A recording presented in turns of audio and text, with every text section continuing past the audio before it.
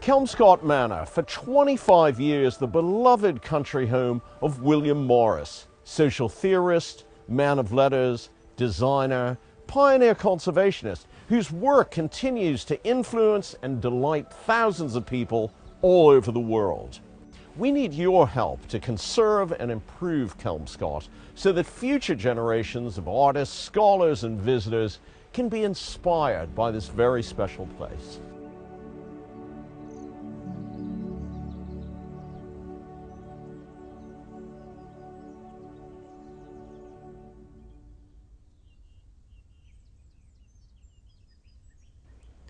The manor was built by a yeoman farmer by the name of Thomas Turner in 1600, and when Morris travelled up the Thames in 1871 and saw this place, he instantly fell in love with it.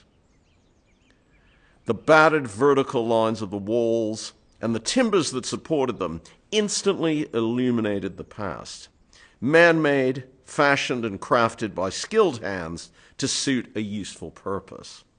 Morris said, "The lapse of time will not turn a bad building into a good, any more than it will turn bad wine into good, but it will most often make a good building very much more beautiful."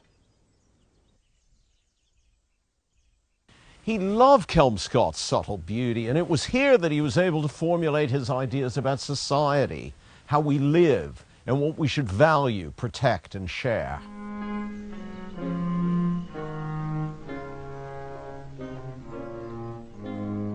The willows, thistles, hawthorns, grapes, and strawberries used in his designs can still be seen in the gardens.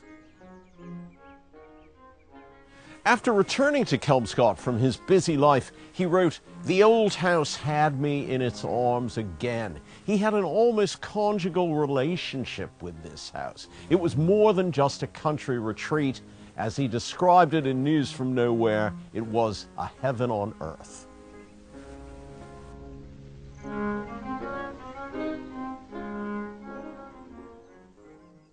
For Morris, Kelmscott represented what was wholesome and beautiful in the natural and man-made environment.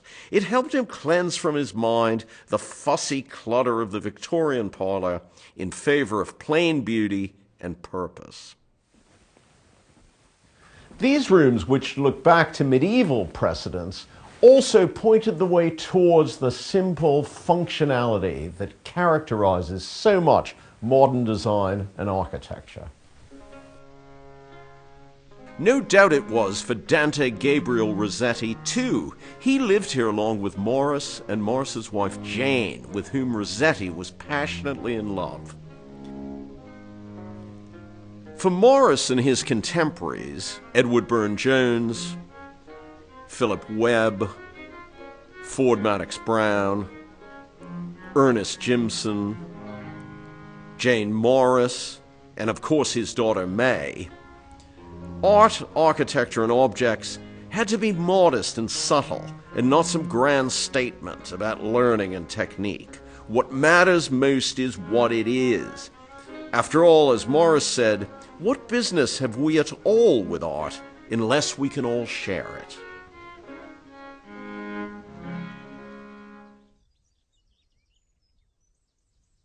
"50 years ago, the Society of Antiquaries, of which William Morris was a fellow, saved Kelmscott Manor from dereliction and opened it to thousands of visitors from all over the world.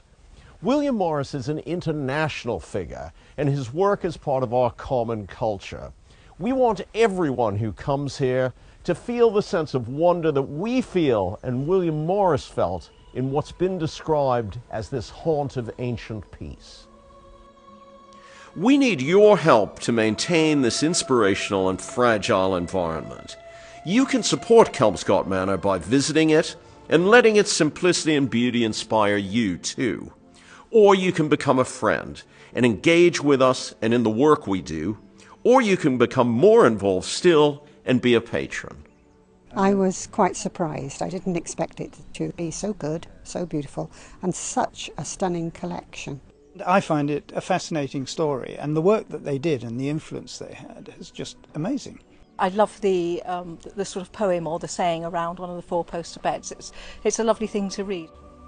Join me and help secure the future of Kelmscott Manor. In William Morris's words, what we have to do is simple enough. By a little care and patience, we may preserve these old buildings for another 500 or 600 years.